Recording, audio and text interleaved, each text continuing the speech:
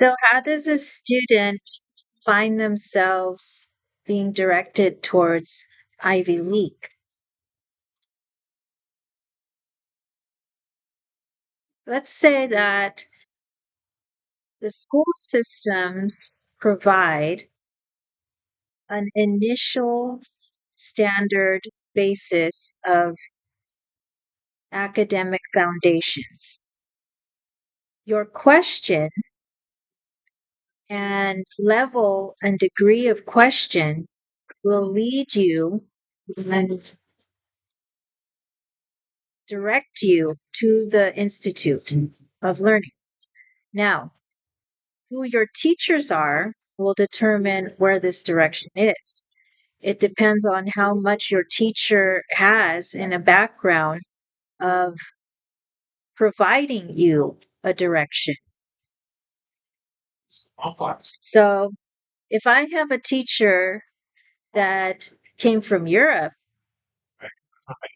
and the classroom was instructed from this teacher's background from Europe, and I'm a student who has been born here, then I will have an insight about Europe through this teacher, and perhaps may have questions that that will arise from being exposed to this teacher's background. And those questions will come and the direction will follow through.